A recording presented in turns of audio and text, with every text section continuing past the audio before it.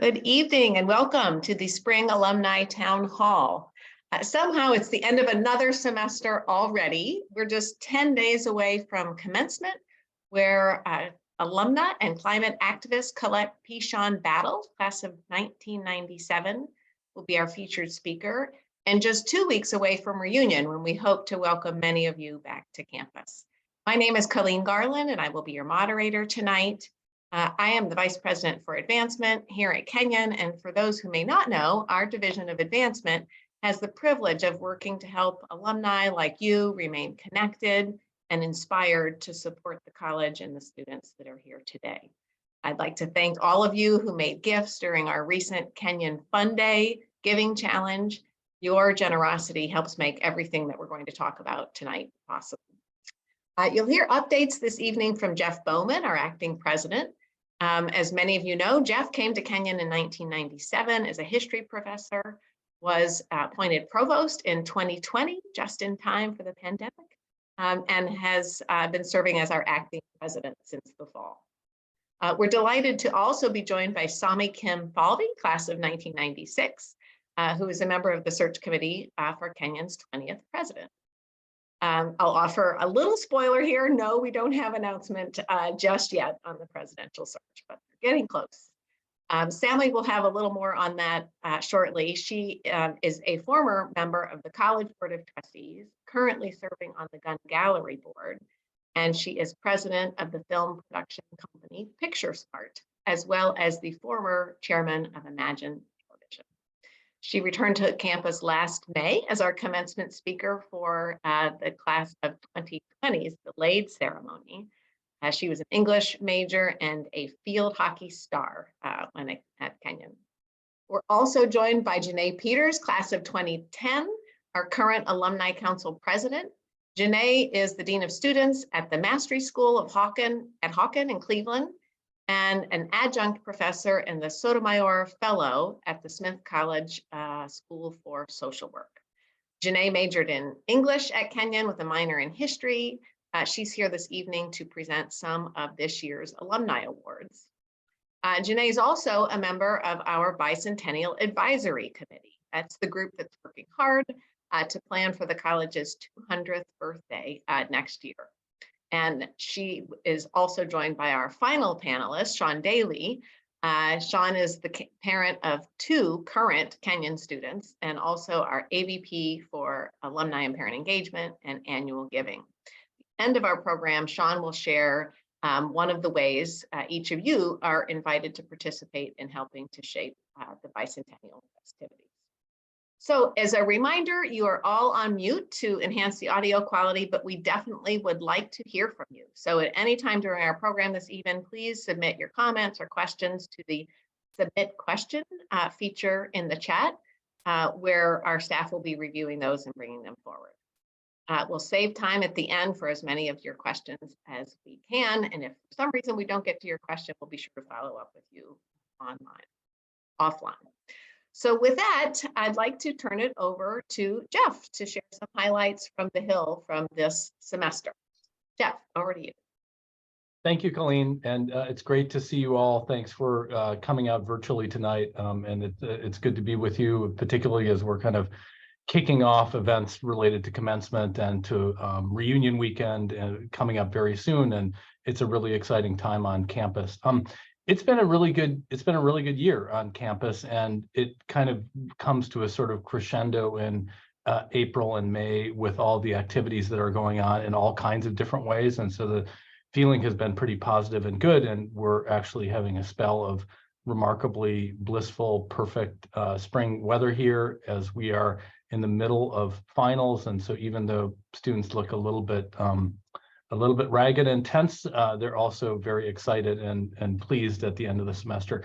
And the kind of excitement comes in all kinds of different forms. I mean, some of it is student life and athletics, and there's been lots of really good news, really exciting stuff that has been happening in athletics this year. As many of you know, the swim teams were very successful this year. The men took second place in the NCAA Division III Nationals, and the women took third.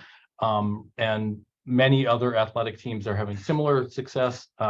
right now the men's lacrosse team and the women's lacrosse team are both in postseason play, and the men's lacrosse team has a 15-2 record, and they beat Denison for the first time in 15 years on the home field, and then also lost to Denison in what was a truly tragic, heartbreaking loss at the end. And the women's lacrosse team is also currently has a 17-1 record.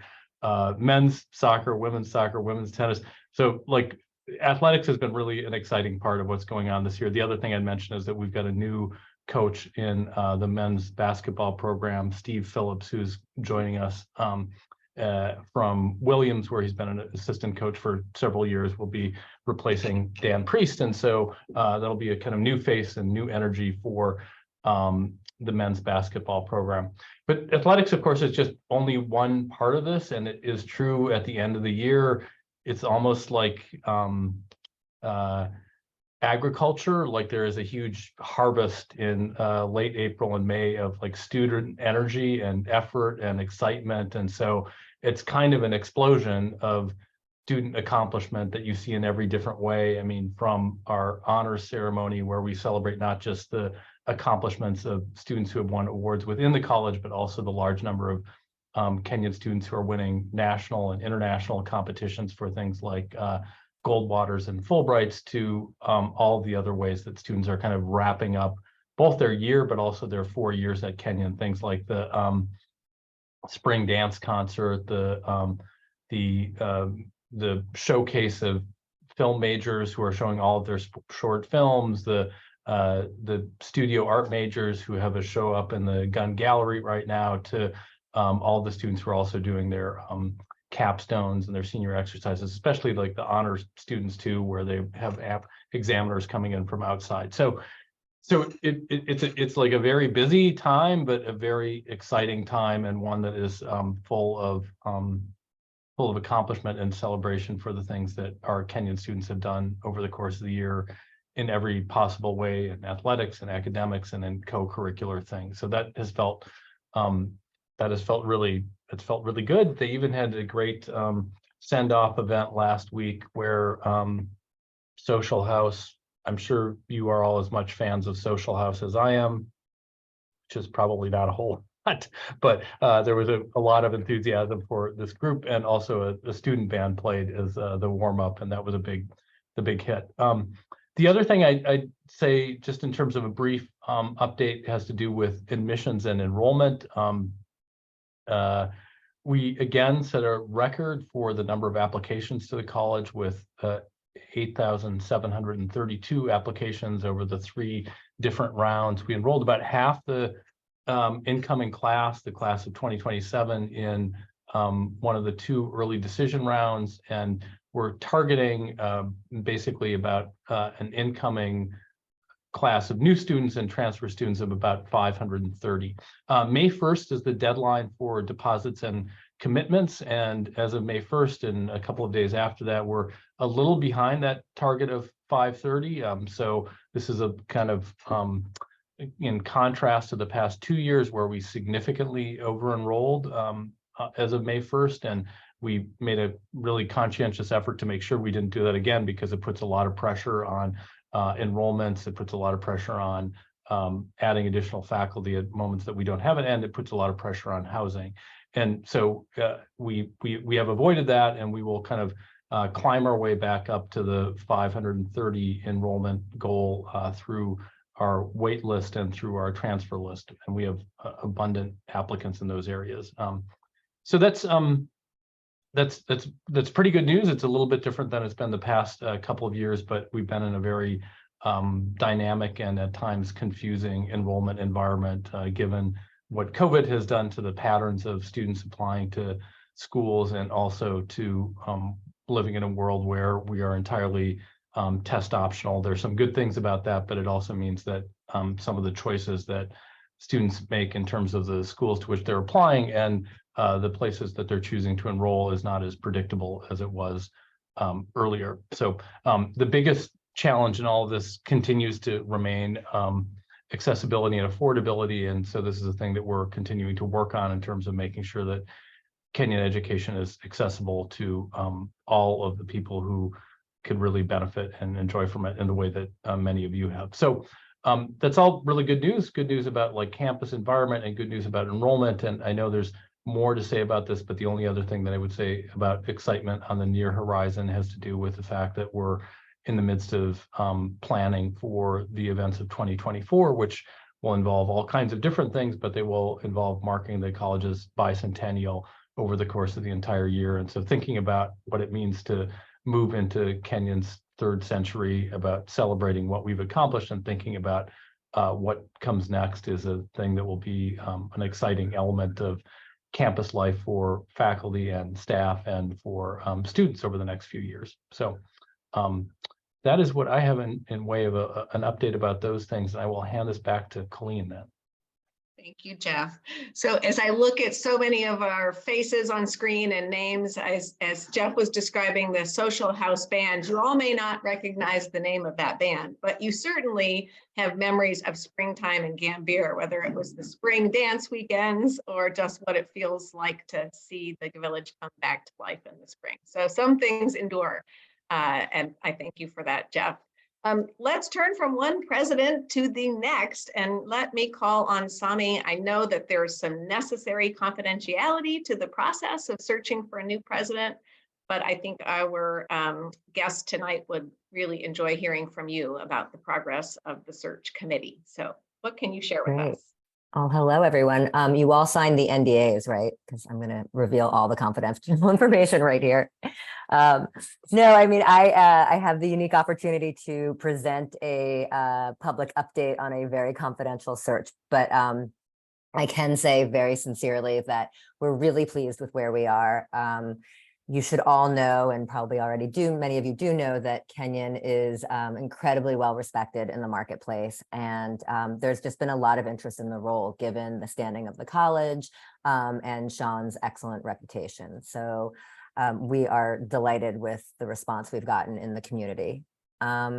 The committee itself is a committee of really diverse people. There's a lot of alums on the committee. It's been terrifically inclusive, and the conversations have been, candidly, really inspiring, and I think very focused on all the right things, and I think have been very representative of the values that we all hold dear and want to make sure that we are maintaining going forward. So I personally have just felt incredibly honored to be a part of it, and I think every single conversation was just illuminating and invigorating. And obviously there's a lot to think about as we think about the future of the college and the future of the world that we're inhabiting and the future of the people that we're putting into that world. So it's been really, really invigorating. And we are on track to announce a new president this spring. That's really all I can say beyond that, except that, again, we're incredibly fortunate to have had the pool that we've had. It's been incredibly impressive. And I guess I don't answer any questions either, right? Well, Sami, thank you for that. We really appreciate you being with us tonight, but also giving so much time. I know this has been a big commitment for all of the members of the search committee, including the trustees, the faculty, the staff, students who are on that. So we thank you for your support. No, it's been a huge honor. So yeah, thank you. While we're certainly excited to meet Kenyon's 20th president, I'm just so happy that we've been in such capable hands with Jeff Bowman.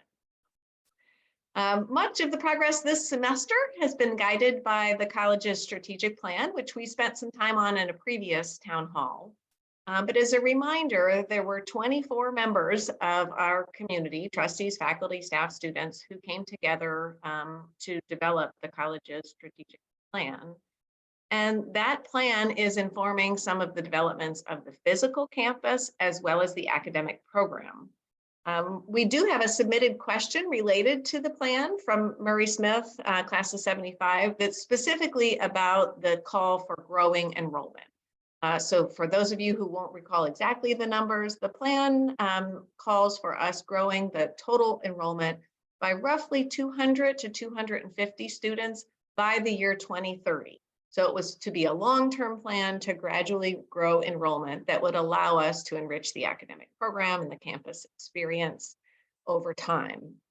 So Murray asks, what are the plans aside from the newly opened Pierce Express for accommodating the additional students, particularly around mealtime? So Jeff, let me turn to you to talk a little bit about the plans to grow enrollment. Of course, both how do we feed these students, but how do we accommodate the growth overall? Thanks, Colleen. And can I say a little bit more basically about construction than on campus or buildings, right? Yeah. Please. Okay. So the question starts with the question where many of my questions start, which is sort of like, where is my next meal coming from? Like we all think about our stomachs and where we're going to be eating. And so it starts a little bit with like what happens when we grow the size of the student population. And we've been thinking a lot about this. Pierce, of course, is the main dining hall and will continue to be the main dining hall for all the students on campus as we imagine going forward. But we've also thought a little bit basically about developing alternative options for students for all kinds of different reasons.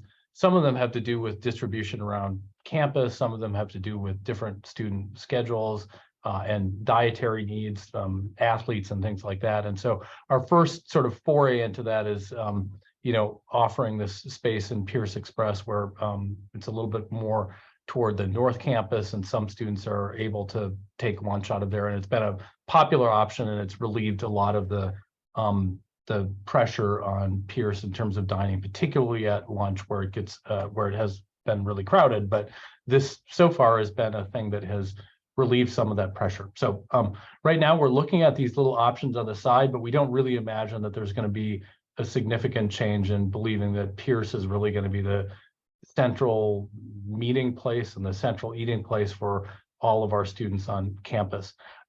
The other parts of accommodating a larger student population, and again, the strategic plan imagines a growth of about 10%, about 200 students over the course of a decade, have to do with making sure that all of the other kinds of spaces that students use are amply accommodated for. And so the most immediate place that you might think of that has to do with where are they going to sleep, and we're making rapid progress on that in a couple of different ways. One of them is that the renovation of Pierce Hall is nearing completion. It won't be ready for students right at the beginning of the coming academic year, but it should be ready in the middle of the fall semester.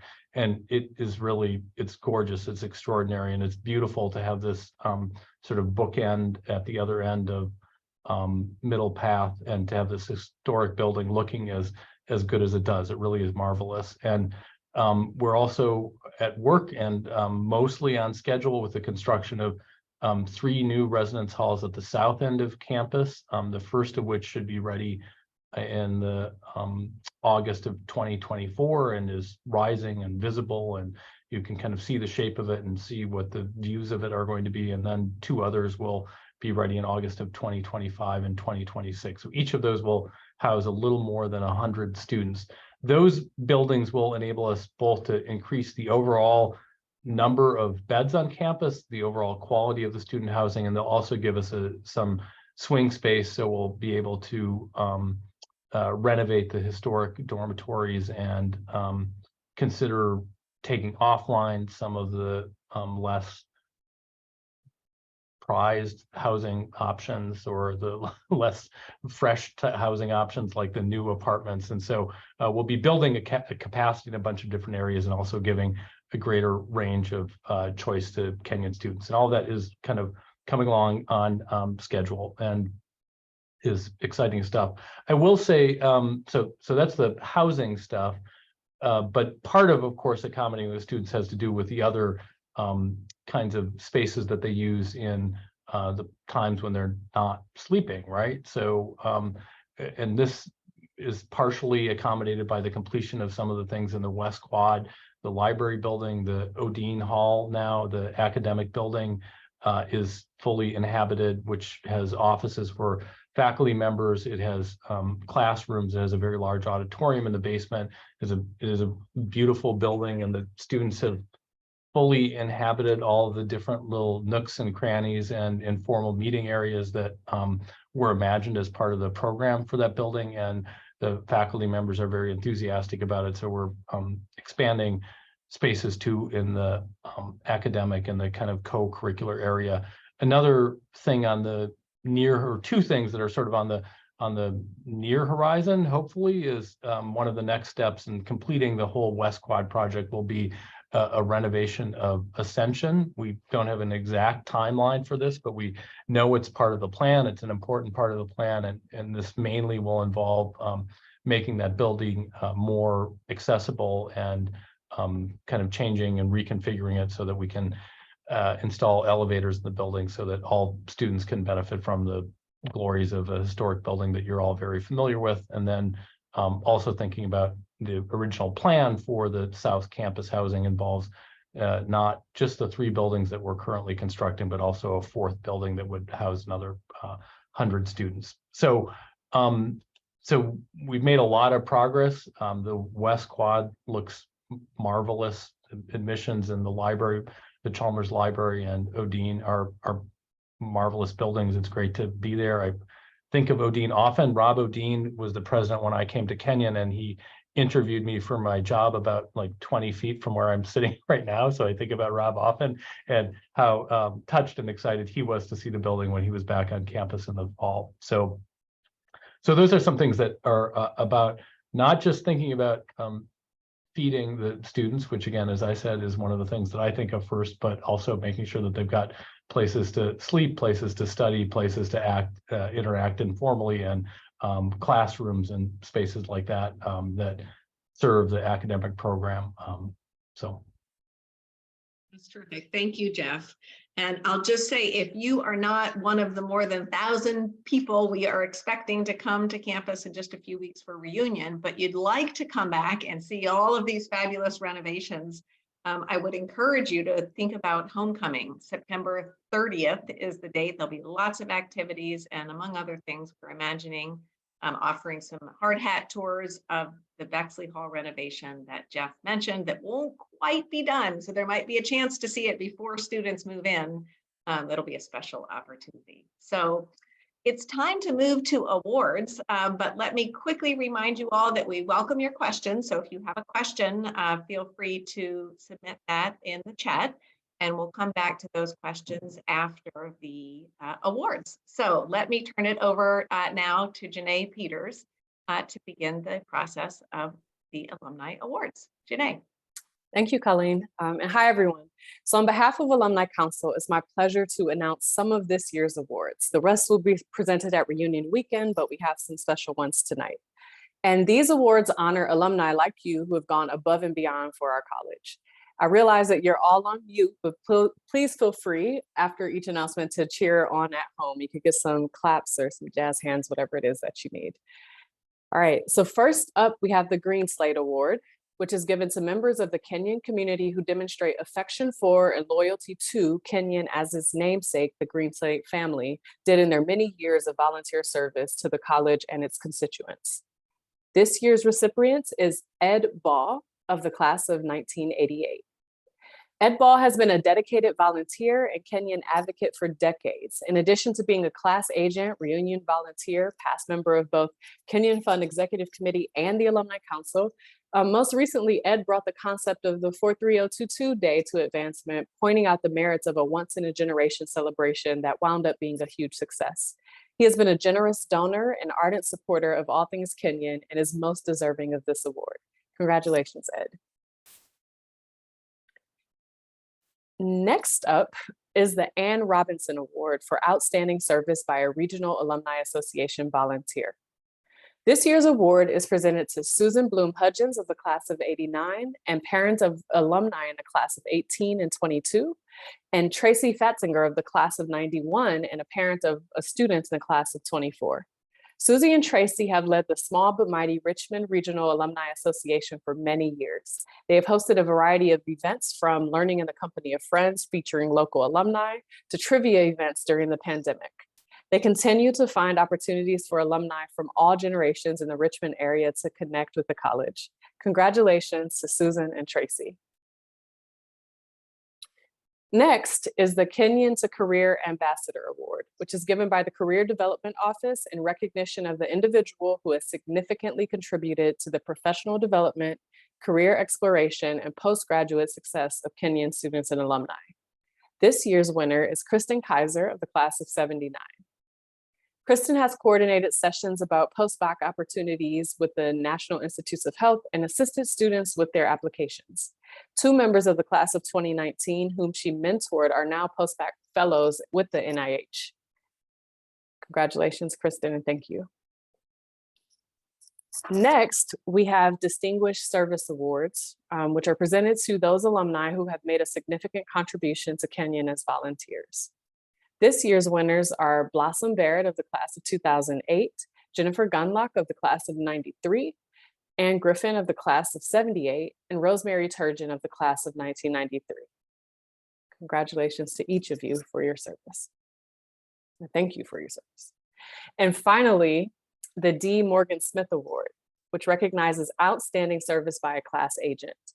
This year's recipient has been a long-serving class agent, perhaps best known for hosting dinner parties for his classmates in the Maryland, DC area.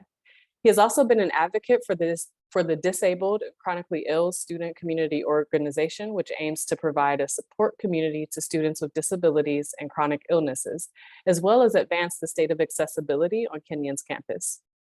For these reasons and more, it is my pleasure to present the 2023 D. Morgan Smith Award to Jerry Mendez from the class of 1977. Congratulations, Jerry. And I think now I'm passing it back on to Colleen. Thank you, Janae, and congratulations to all of our award winners. We're so grateful for the time and effort that you spend on Kenyon's behalf and to make it better for today's students. So congratulations. Let's turn now to Sean Daly.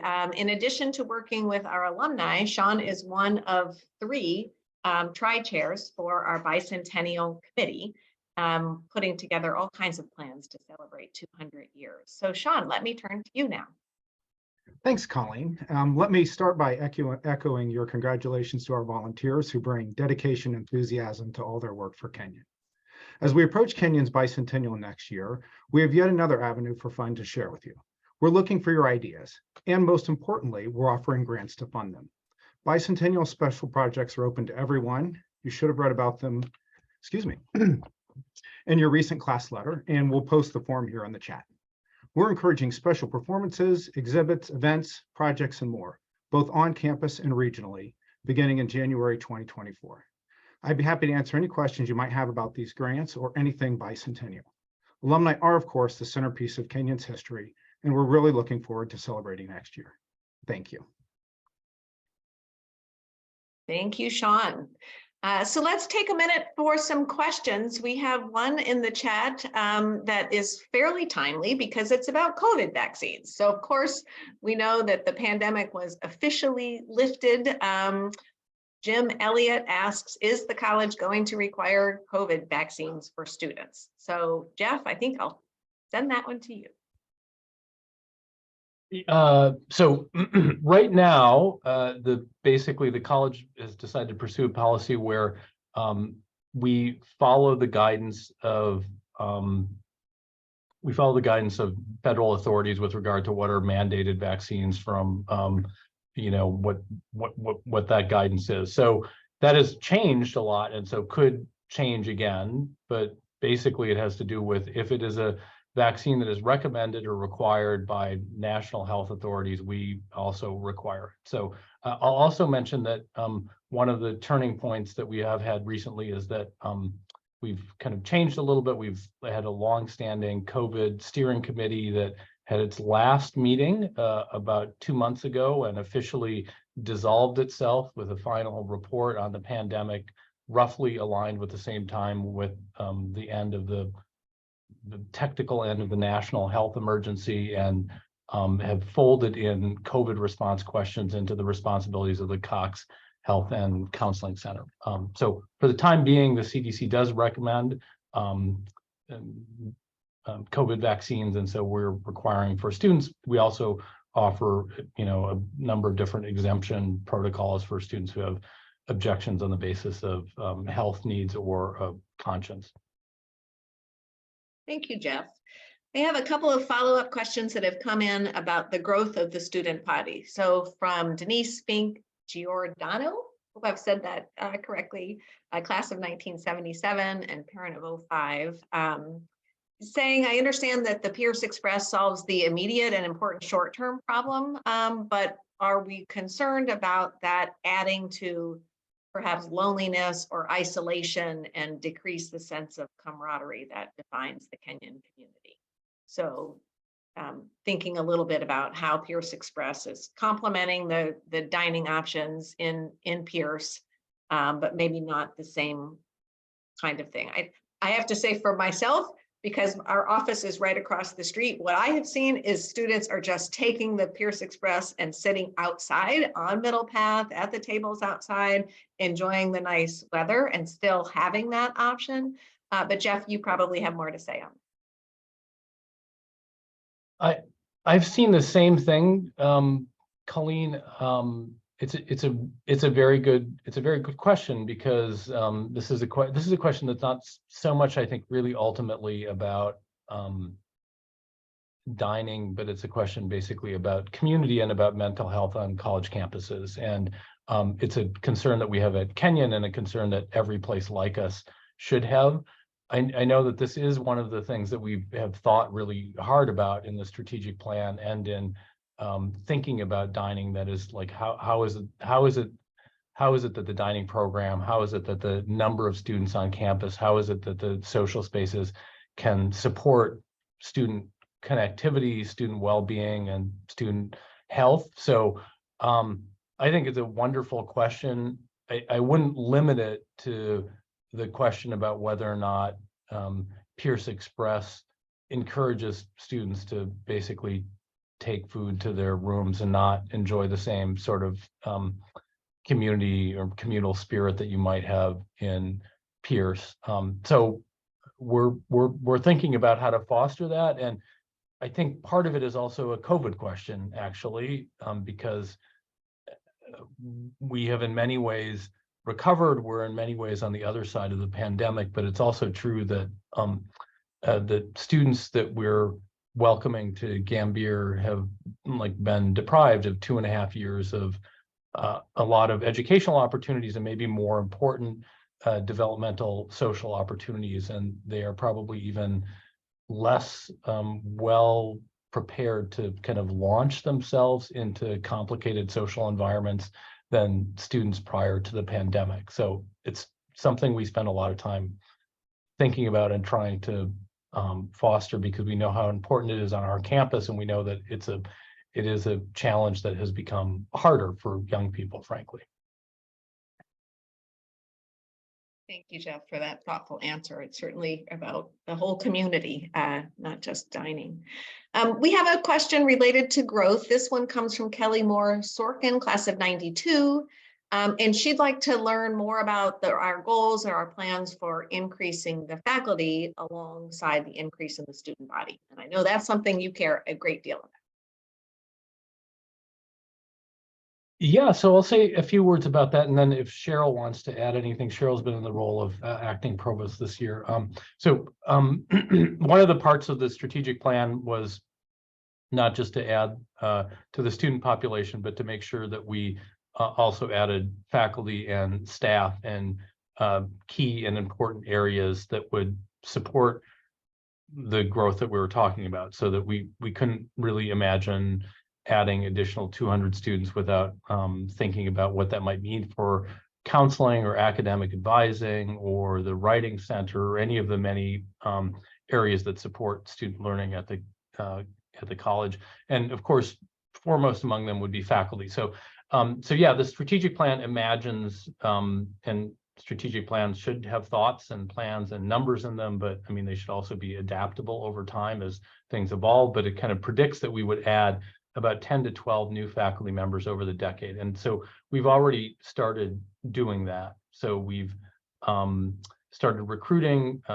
We did a search for a computing person this year for our computational studies program. Wasn't successful, but it was close. We expected that it was going to be hard because of the complexity of the position and the challenges of hiring in this area, but we'll go back to it next year.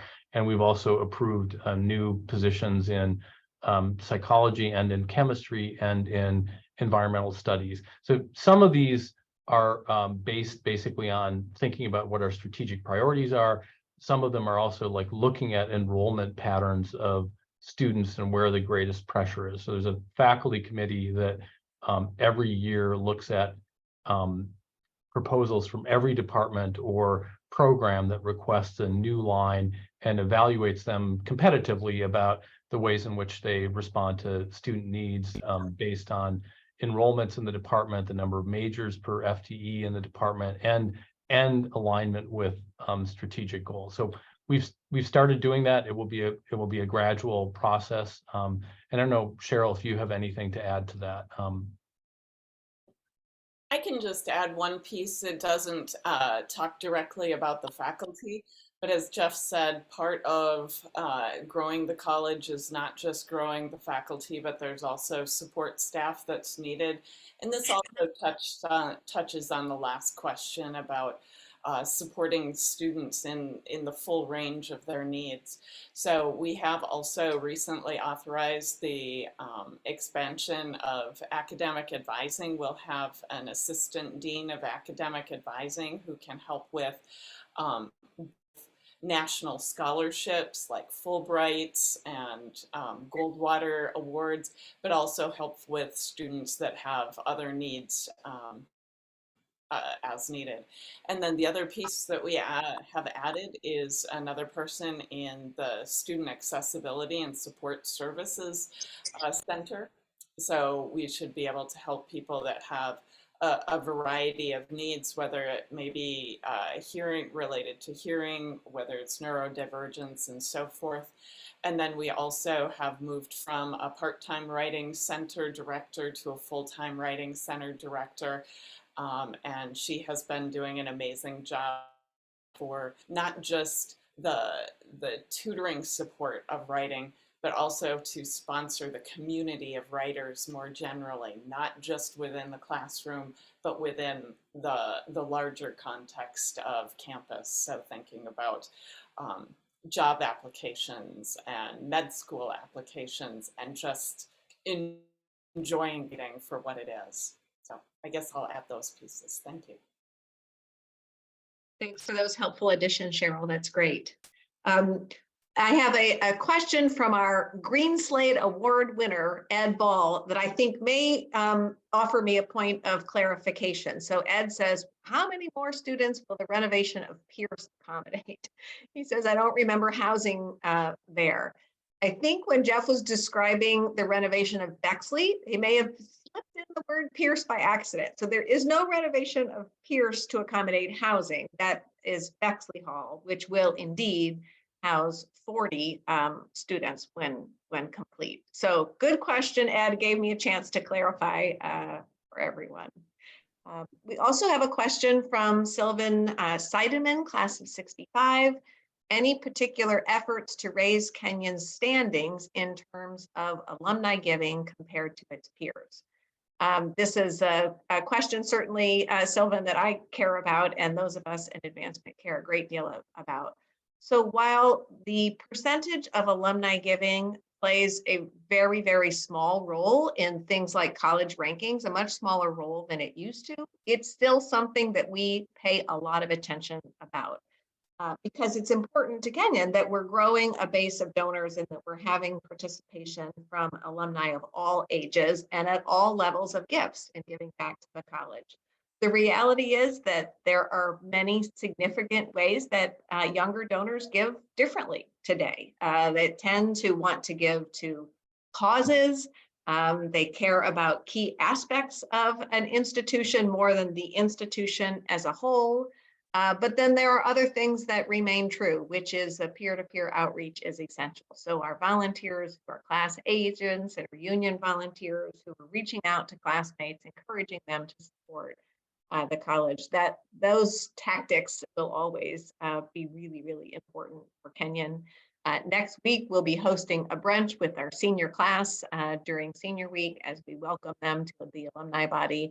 And of course, there again, we'll be talking about the importance of alumni support and giving back. So it's something we spend a lot of time and focus on, but the reality is that at Kenyon, our trends in alumni giving mimic the trends that are happening at every peer institution, which is younger donors are giving in different ways and in much more sporadic ways than donors did in the past. So it's a challenge, but it's one that we're working really hard on. I think it looks like we have gotten to all of the questions this evening. So allow me to again thank you all for carving out some time to join us this evening.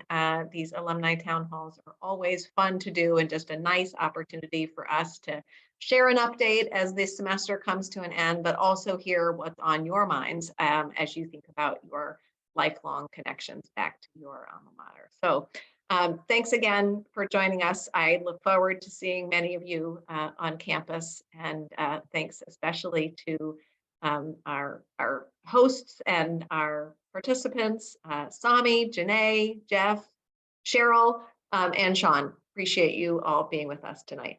Have a good night, everyone.